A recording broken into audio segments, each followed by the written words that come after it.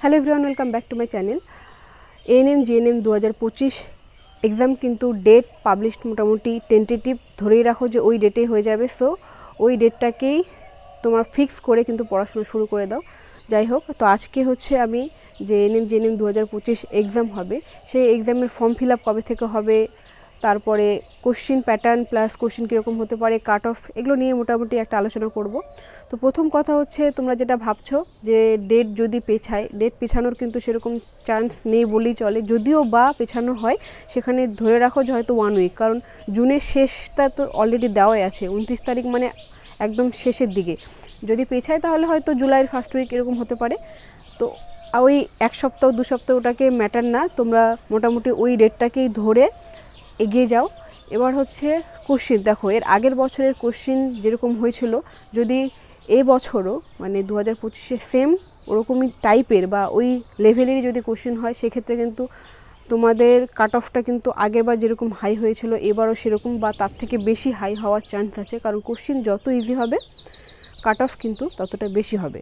তো সেই জন্য মোটামুটি তোমরা সব রকমই, যে ইজি টু একদম টাফ, সব রকমভাবেই নিজেকে প্রিপেয়ার রাখতে হবে।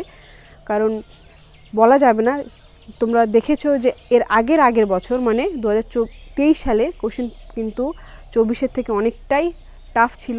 24-এ ইজি হয়েছে, এবারও যে ইজি হবে এরকম না। মানে ইজি বলতে 24-এর টাইপটা যেরকম ছিল, এবারও যে ওই রকম টাইপেরই হবে সেরকম কোনো ব্যাপার না, বিভিন্ন রকমভাবে হতে পারে। কারণ হ্যাঁ, তবে মানে মোটামুটি প্রিভিয়াস ইয়ারের কোশ্চেনগুলো তো অবশ্যই ফলো করতে হবে, কারণ প্রিভিয়াস ইয়ার থেকে কিন্তু অনেক কোশ্চেন কমন পাওয়া যায়, সেটা আমি অনেকবার বলেছি। আর আবারও বলছি যে প্রিভিয়াস ইয়ার মানে 2021 সাল, 22 সাল, 23 সাল, 24 সাল, 4টে বছরের কোশ্চেন তোমরা রেডি রাখো।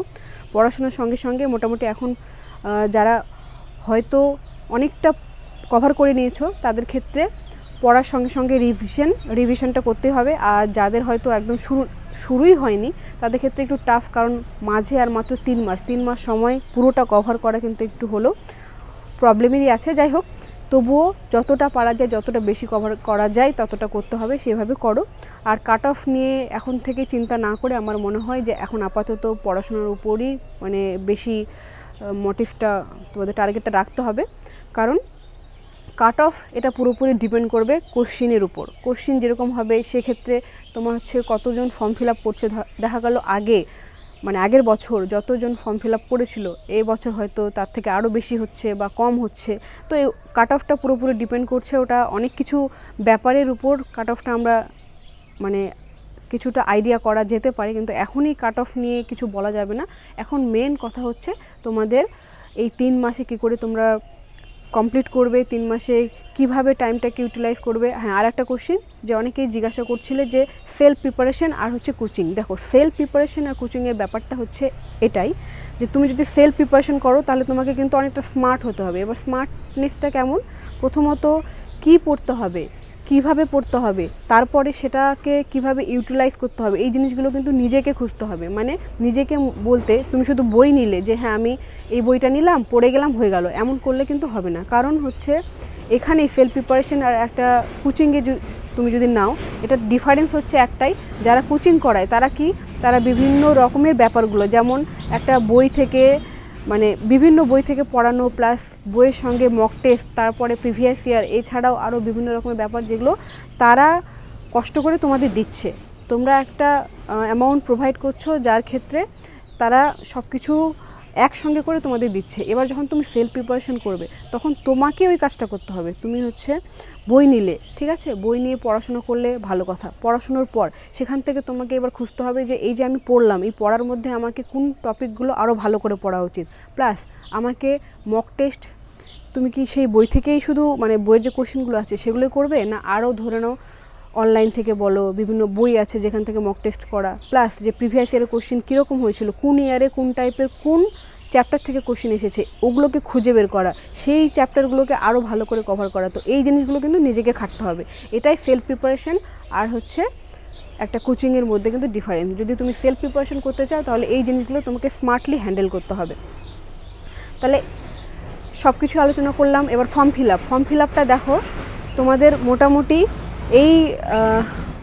এই মাসের ধরে নাও হাফ চলছে, তো মোটামুটি কিছুদিন বা নেক্সট উইক বা মানে ধরে রাখো যে এই মাসের মধ্যে কিন্তু শুরু হয়ে যাবে। তো ফর্ম ফিল আপ নিয়ে চিন্তা করে লাভ নেই, কারণ ফর্ম ফিল আপ এই মাসের মধ্যে হয়ে যাবে। ফর্ম ফিল আপ তোমরা করবে। হ্যাঁ, এবার ফর্ম ফিল আপের সময় তোমার হচ্ছে ব্যাপারগুলো যেগুলো যে কিছু জিনিস মাথায় রাখতে হবে যখন ফর্ম ফিল আপ করবে তখন। এবার আর্টস সায়েন্স এগুলো তো বলেই দিয়েছি যে আর্টস স্টুডেন্টরাও করতে পারবে। ম্যারিড আনম্যারিড যারা হচ্ছে ম্যারিড আছো তাদের সমস্যা নেই, বাচ্চা থাকলেও সমস্যা নেই, আনম্যারিড মানে কোনো রকমের কোনো সমস্যা নেই। বয়স তোমার হচ্ছে 17+ হয়ে গেলেই হয়ে যাবে। মেন কথা হচ্ছে যাদের বয়স হয়ে গেছে, যাদের কোয়ালিফিকেশান আছে, যারা করতে চাও, এখন একটাই উদ্দেশ্য হচ্ছে ভালো করে পড়াশুনো করা। পড়াশোনাটা করে একটা সিট নেওয়ার লড়াই করতে গেলে কিন্তু অনেকটা, কারণ দেখতেই পাচ্ছ কম্পিটিশন কিন্তু সেই লেভেলে পৌঁছে গেছে। কম্পিটিশনে যদি নামতে হয় তোমাকে কিন্তু অনেকটা খাটতে হবে। ওই আগের মতন 50-55 পেয়ে কিন্তু এখন হবে না। এখন মোটামুটি টার্গেট কিন্তু অনেকটা হাই রাখতে হবে। তোমার মিনিমাম যারা জেনারেল তাদের তো অনেকটাই বেশি, যাদের কাস্ট আছে সেক্ষেত্রেও কাস্ট মানে থেকেও যে খুব একটা যে কমে যে হয়ে যাবে সেটাও আশা না রাখাই ভালো। অনেকটা হাই কাট অফ যাচ্ছে, এবারও হয়তো যাবে, সেই জন্য টার্গেটটা একটু উঁচুতেই রাখো। তো আশা করি বোঝাতে পারলাম। তো আজকের ভিডিও এখানে শেষ করছি, দেখা হবে আবার তোমাদের সঙ্গে পরবর্তী ভিডিওতে।